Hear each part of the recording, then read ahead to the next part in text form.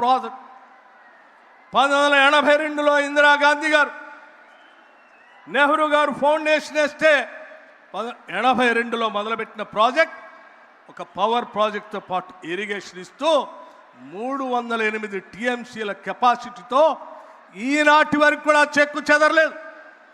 అక్కడున్న స్టోరేజ్ నీళ్లతోనే ఈరోజు కూడా నాగార్జున సాగర్కి నీళ్ళు వస్తున్నాయి, అక్కడ నుంచి మన పొలాలకు నీళ్ళు వస్తూ ఉన్నాయి.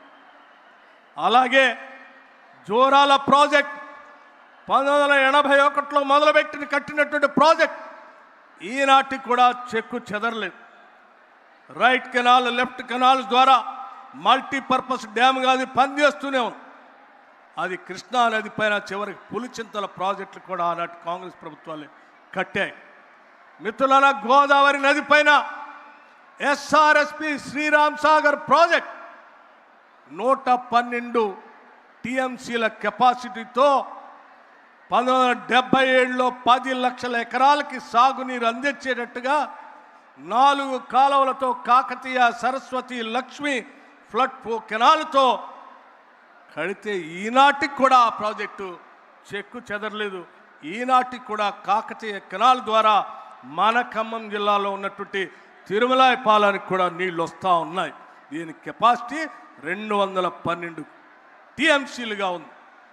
అట్లాగే శ్రీపాద ఎల్లంపల్లి ఆనాటి కాంగ్రెస్ ముఖ్యమంత్రి డాక్టర్ వైఎస్ రాజశేఖర రెడ్డి గారు 2004లో ఆ ప్రాజెక్టును మొదలుపెట్టి పూర్తి చేసి మనకు అందిస్తే ఈనాటికి కూడా అది చెక్కు చెదరలేదు.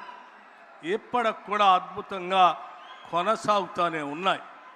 కానీ ఇన్ని వందల టీఎంసీల కెపాసిటీతో కొన్ని దశాబ్దాల క్రితం కట్టినటువంటి ప్రాజెక్టులు కూడా చెక్కు చెదరకుండా నీళ్లు అందిస్తూ ఉంటే ఈ రాష్ట్ర వనరులు సంపద తెలంగాణ రాష్ట్రానికి చెందాలనేటువంటి ఆలోచనతో ఇక్కడ ఉన్నటువంటి ప్రజల ఆత్మహత్యలు చేసుకుంటా ఉంటే మన అధినాయకురాలు సోనియా గాంధీ గారు ఆలోచన చేసి తెలంగాణ రాష్ట్రం ఇస్తే ఈ సొమ్మంతా మనకే చెందాలని ఆలోచన చేసి ప్రత్యేక రాష్ట్రం వస్తే బాగుపడతాం అనుకుంటే ఆ మాయమాటలు చెప్పి అధికారంలోకి వచ్చిన టీఆర్ఎస్ పార్టీ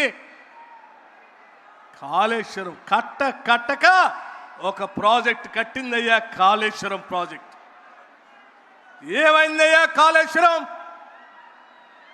1,00,000 కోట్ల పైబడి కట్టి కూల్చేశారు తప్ప ఒక్క చుక్క నీళ్లు కూడా మనకు ఉపయోగపడే పరిస్థితి లేకుండా పోయింది.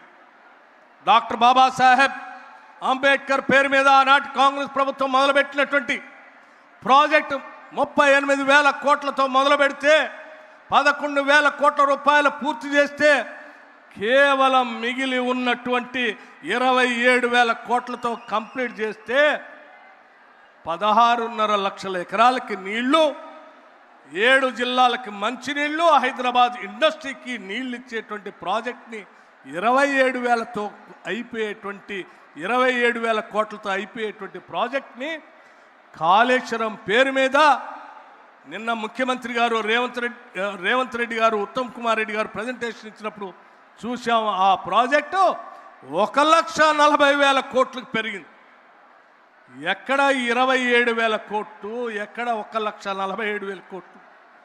పోనీ ఆ 1,47,000 కోట్లతోనైనా ఉందా ప్రాజెక్ట్ అంటే కూలిపోయి నీళ్లు లేనటువంటి పరిస్థితిలో ఈరోజు మనం బాధపడుతూ ఉన్నాం. ఆనాటి కాంగ్రెస్ ప్రభుత్వాలు కట్టినటువంటి ప్రాజెక్ట్ ఒక్కొక్క ప్రాజెక్ట్ టీఎంసీ కెపాసిటీ 100 టీఎంసీల పైన ఉంటే కూడా చెక్కు చెదరలేదు.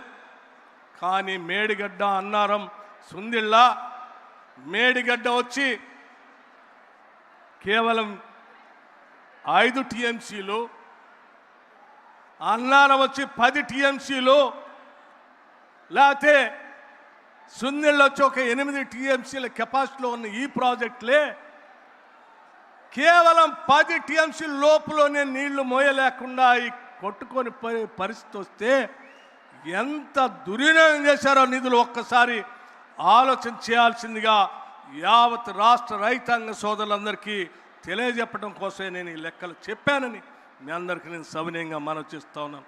మిత్రులారా, ఆలోచన చేయండి. ఇంకా తగుదనమ్మా అని చెప్పి ఒక పెద్ద మనిషి హరీష్ రావు గారు బయలుదేరి అబద్ధాలన్నీ పోగేసి అబద్ధాలన్నీ